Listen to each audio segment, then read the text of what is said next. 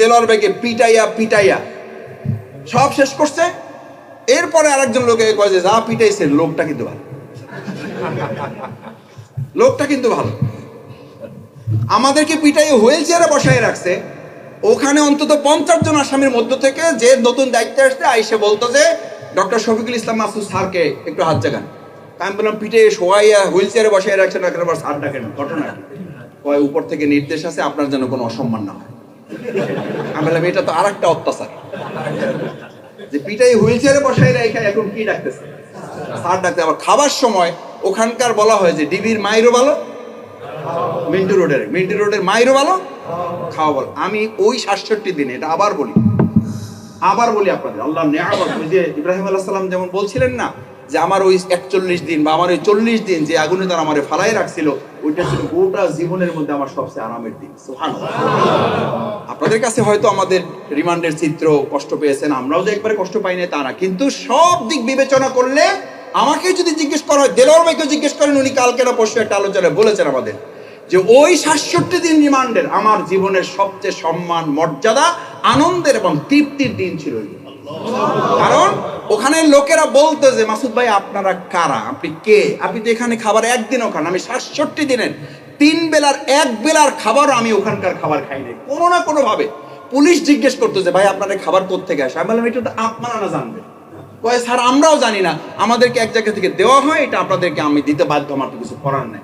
কোনোদিন নান রুটি, কোনোদিন স্যুপ, কোনোদিন গ্রিল, কোনোদিন বিরিয়ানি, কোনোদিন কাবাব, এইসব নিয়ে হাজির। আমি বিশ্বাস করি এই কাজ যে বা যারা সংগ্রহ করুক বা যারা করেছেন সম্পাদন, এই কাজ মানুষের দ্বারা হয় না, এই কাজ কে করিয়েছে? কারণ রিজিকের ফয়সালা কার থেকে হয়? আমার ভাইরা, এটা আমার বা দেলোয়ার ভাইয়ের একক এরকম 2-4 জন ব্যক্তির ব্যাপার না, এরকম আমাদের শত শত হাজার হাজার স্মৃতি কথা আমাদের সেই 15-10 বছরে আল্লাহ তাআলা আমাদেরকে ঘটিয়েছেন। সেজন্য আমি অনেক সময় বলি যে আমরা শুধু জেল খাটি নাই, আমরা আল্লাহ তাআলার সাহায্য দেখারও সুযোগ পেয়েছি। যে আল্লাহ আমাদেরকে সাহায্য করেছেন, সে আল্লাহ এই বাংলাদেশ বিনির্মাণে সাহায্য করবেন না করবেন? আমরা এই জন্য এবার সিদ্ধান্ত নিয়েছি, আল্লাহ যদি সাহায্য করেন তার সাহায্য পাওয়ার জন্য আপনাকে উপযুক্ত হতে হবে। আমরা সেই উপযুক্ত হওয়ার চেষ্টা করতে পারবো ইনশাআল্লাহ। উপযুক্ত হওয়ার জন্য একটা কথা বলে আমার বক্তব্য শেষ করব, সেটা হচ্ছে যে আমরা এবার সিদ্ধান্ত নিয়েছি বাংলাদেশ জামাত ইসলামের অনেক সমাজ কল্যাণমূলক কাজ আমাদের পরিচালিত আছে। এখন যতটুকু ভালো পরিবেশ পেয়েছি, ওই সমাজ কল্যাণমূলক কাজ কমবে না, বাড়বে। এখন সুযোগ পেয়েছি ইউনিভার্সিটি একটা করা লাগে, করবো না? এখন সুযোগ পেয়েছি 5টা হাসপাতাল আমাদের আরো করা দরকার। মীর কাসেম আলী ভাই একটা করে যদি স্বাস্থ্য জগতে বিপ্লব ঘটাতে পারে, তাহলে ওনারা চলে গেছেন, ওনারা চ্যালেঞ্জ করে গেছেন। আমি ওনার একদম কানের কাছে যখন ওনাকে ফাঁসিতে নিয়ে যাবে, সেদিন আমার সাথে ওনাকে বের করেছেন ফাঁসিতে নেওয়ার জন্য চেঞ্জ করতে, আর আমাকে বের করেছেন কোর্টে নেওয়ার জন্য। সৌভাগ্যবশত সুবেদার যিনি ছিল বলে যে মাসুদের চান্স যেহেতু হয়েছে, উনি হাঁটতে থাকবে, আপনি একটু জোরে হাঁটবেন, হাইটা ওনার হাত ধরে ফেলবেন, কোলাকুলি ফেরবেন, কোলাকুলির মধ্যে থাকা অবস্থায় আমি আপনাকে ছাড়াই নিয়ে আসবো, যাতে আমার কোনো সমস্যা না হয়, বাট আপনি কোলাকুলি মিস করবেন না। সুবহানাল্লাহ। এরকম সহযোগিতা আমাদেরকে বাইরে করেছে। আমি বহুবার বলেছি, আপনাদের কাছে মনে হয় যে সব আমাদের শত্রু না। কোলাকুলি করেছে একদম আমার কানের কাছে ওনার ঠোঁটটা, এখন আমার এই কানে ওনার ঠোঁটের উষ্ণতা অনুভব করি। আমি বললাম মীর কাসেম ভাই আপনাকে কোথায় নিয়ে যাচ্ছে আমি জানি না। বলছে কোথায় নিয়ে যাবে, আল্লাহর যা ফয়সালা আছে তাই হবে। আমি বললাম আপনার তো অনেক কাজ বাকি আছে। বলছে যে না, এটা বললো না, আমার যা করার কথা ছিল আল্লাহ হয়তো তা করার কাজ সম্পন্ন করেই দিয়েছেন, বাকি কাজ আমাদেরকে করতে হবে। এই বাকি কাজ আমাদেরকে করতে হবে, এই দায়িত্ব আমাদের উপর আছে না নাই? আজকে একটা ব্যাংক দিয়ে কি আমরা সন্তুষ্ট থাকবো? এনায়েত ভাই থাকলে সুবিধা হইতো, এনায়েত ভাইয়ের ভাইয়েরা এখানে আছেন, আমরা এই ব্যাংক আরো বাড়াবো। আমাদের এক হাসপাতালে এক ব্যাংকই যদি ওদের মাথা গরম হয়ে যায়, তাহলে আরো কিছু ব্যাংক এবং হাসপাতাল করে ওদের পুরা পালপিটেশন আমরা গরম করে দেবো, যাতে ওরা আবল তাবল বকা আরো কি করে দেয়। আবল তাবল বকতেছে না?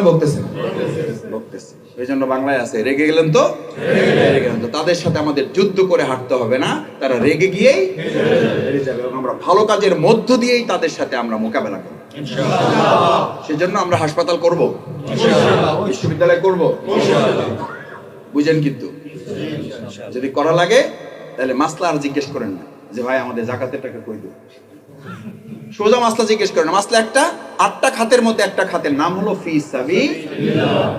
যতক্ষণ পর্যন্ত আল্লাহর জমিন, আল্লাহর দিন বিজয় না হয়, ততক্ষণ 7 খাতের পরিবর্তে এটাই হচ্ছে একমাত্র খাত, যেই খাতে দিলে রাষ্ট্র প্রতিষ্ঠা করার পর বাকি 7 খাতে ভূমিকা পালন করবে ইসলামী রাষ্ট্র।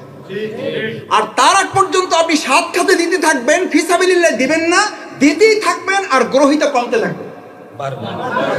কমছে, বরং মৃত্যুর মিছিল হয়ে যায়। এখন যাকাত দিতে এসে 50 জন পায়ে পিষ্ট হয়ে মরে গেছে। রাসূল সাল্লাল্লাহু আলাইহি সাল্লাম ইসলামী রাষ্ট্র করেছেন, এরপরে যাকাত দেওয়ার জন্য রাস্তায় রাত্রে 2টা 3টা রাস্তায় ঘুরতেছে, একজন পিছন থেকে ভাই জিজ্ঞেস করতেছে, ভাই বহুক্ষণ ধরে লোক খুঁজছি, আপনারা পাইছি, আমার যাকাতটা একটু লন। ওই যে আপনি বাইরে গেছেন কবে? আমি 2 দিন আগে। আমি 3 দিন আগে বাইরে গেছি। আমি 3 দিন আগে বাইরে গেছি, আমার টলন। আমি আপনাকে কথা দিয়ে যাচ্ছি, বাংলাদেশ জামাত ইসলামীর এই খাতে এই বিশ্বাস আমানতদারিতা নিয়ে জামাতের হাতে আপনার যাকাত তুলে দেন, আমরা কয়েক বছরের মধ্যে যাকাত দাতা পাওয়া যাবে, যাকাত গ্রহীতা বলে বাংলাদেশ আর কেউ থাকবে। আমার চ্যালেঞ্জ না, এটা কার চ্যালেঞ্জ? এটা ইসলামের সৌন্দর্য, এটা ইসলামের ইতিহাস। এই ইতিহাস থেকে আপনিও বের হতে পারবেন না। যারা অনেকেই বলেন, আমি এবার এটা বলেছি গতকালকের একটা ওয়ারিনা সূত্রপুরের প্রোগ্রামে, যে এবার আপনি আত্মীয়র কাছ থেকে একটু লন, মাপ লন, যে আমার চাচা, আমার খালা, আমার খালু, তোমার হক আছে, তোমার এবার 50,000 টাকা দেওয়ার কথা ছিল, তোমার আমি এবার 20,000 টাকা দিলাম। কারণ 2025 সালটা অন্য যে কোনো সালের চেয়ে একটু ব্যতিক্রম। না ব্যতিক্রম? একটু টার্নিং পয়েন্ট না নরমাল? Turning point. এই 25 সালের উপরে ডিপেন্ড করবে বিগত 25 বছর বাংলাদেশ কোন দিকে হাঁটবে। এই 25 বছর কোন দিকে হাঁটবে, এই 2025 সালকে যদি আপনি গুরুত্বের বিবেচনায় নিতে ব্যর্থ হন, তাহলে আপনি ব্যর্থ হন নাই, জামাত ইসলামী ব্যর্থ হয় নাই, বাংলাদেশ ব্যর্থ হবে। আমি কি আপনাদের কাছে আশা করতে পারি যে আমার যাকাতের সম্পূর্ণ টাকা একেবারে নিরেট, যদি প্রয়োজন হয় যে রোগাক্রান্ত একেবারে অসহায় হয়ে পড়েছে, তারে 5,000 টাকা না দিলে নয়। আমি বলছি, আবার বলছি, ভুল বুঝেন না আমাকে, মসজিদে দিবেন না বলছি না। মসজিদে দিতে হবে কেন? মসজিদ তো সরকারিকরণ হবে। লিল্লাহ মার্ডিং দিতে হবে কেন? লিল্লাহ মার্ডিং তো সরকার চালাবে। এতিমখানায় দিতে হবে কেন? এতিম তো সরকার, রাষ্ট্র চালাবে। আপনি কতজনকে চালাবেন? আপনি চালিয়ে তো আপনার মধ্যে অহংকার তৈরি হইতে পারে, হয় না? আমাদের এই মাদ্রাসাগুলো থেকে শুধু এই লোকদের যাকাতের কারণে চলে বলে, ওই মাদ্রাসার লোকদের কথা আপনাকে বলছি, বলছে মাসুদ ভাই এই যাকাতের টাকা এই মাদ্রাসা চলে বলে এখান থেকে আল্লাহর গোলাম হওয়ার পরিবর্তে এখান থেকে এমপির গোলাম হয়ে বের হয়। আছে না নাই? তাহলে যে যাকাত আল্লাহর গোলাম তৈরি করার কথা, সেই যাকাত তার বিপরীতে কি তৈরি করছে? এমপির গোলাম তৈরি করছে। আমরা বলেছি কেন বের হচ্ছে না 2023 সালে? বের হন। বলছে মাসুদ ভাই তাহলে মাদ্রাসাটা কি হয়ে যাবে?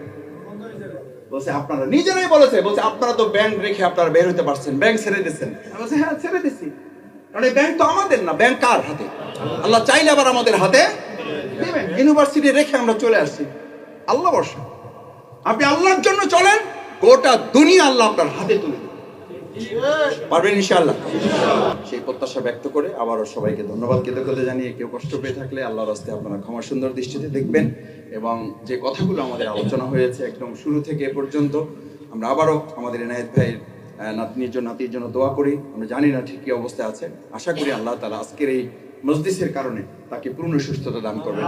আমাদের মধ্যে অনেক মুরব্বী অসুস্থ অবস্থায় এসেছেন, তাদের জন্য আমরা দোয়া করি। অনেক মুরব্বী অসুস্থতার কারণে আসতে পারেন নাই, আমরা তাদের জন্য দোয়া করি। যারা ইন্তেকাল করেছেন, আল্লাহ তাআলা কবরকে জান্নাতুল ফেরদাউস হিসাবে কবুল করুন। আসসালামু আলাইকুম ওয়া রাহমাতুল্লাহি ওয়া বারাকাতুহু।